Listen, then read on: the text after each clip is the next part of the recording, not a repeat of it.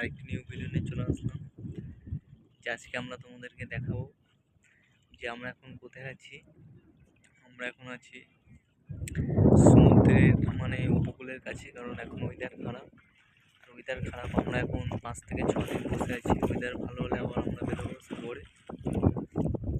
আর এই দেখুন, এই আমাদের ফিশিং বোট। যে ফিশিং বোটটা নিয়ে আমরা গভীর সাগরে ফিশিং করি। এই চারিদিকে রয়েছে বাঘের চড়া, কারণ এখানে সব জায়গায় বাঘ রয়েছে।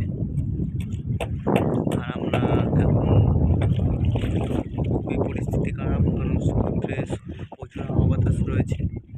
এই কারণে আমরা অ্যাঙ্কার করে বসে আছি, যাকে বলা হয় নোঙর। বন্ধুরা, এই হচ্ছে আমাদের ফিশিং বোট। এই ফিশিং বোট নিয়ে আমরা গভীর সাগরে দিনের পর দিন, বছরে বছর কেটে যাই। ঠিক আছে,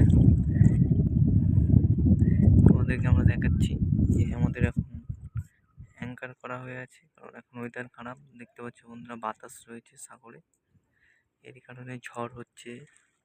এরই কারণে আমরা এখন অ্যাঙ্কার করে আছি। আর ওয়েদার ভালো হলে আমরা সাগরে বেরোবো, কারণ এই যে দ্বীপগুলো দেখতে পাচ্ছ, এই দ্বীপগুলো প্রত্যেকটা জঙ্গলে রয়েছে বাঘ, কারণ এটাকে সুন্দরবন রয়্যাল বেঙ্গলের টাইগারের জঙ্গল বলা হয়। আর এরই মধ্যেখানে আমরা অ্যাঙ্কার করে আছি। আর এইদিকে তোমাদেরকে দেখাবো বন্ধুরা, ওয়েদার ভালো হলে আমরা সাগরে বেরোলে এটা হচ্ছে ইলিশ মাছের জাল।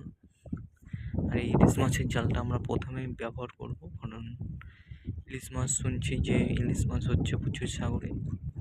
আর এই জালটি আমরা প্রথমে মারবো ইলিশ মাছের জন্য। আর এই হচ্ছে আমাদের ফিশিং বোট, বন্ধুরা দেখতে পাচ্ছ। আর আমাদের মতন আরও প্রচুর ফিশিং বোট রয়েছে এখানে।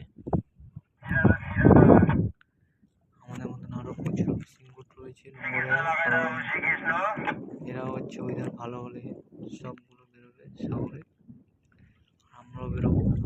দেখুন বন্ধুরা, পতাকা নড়ছে, কারণ সমুদ্র এখন বাতাসের চাপ প্রচুর।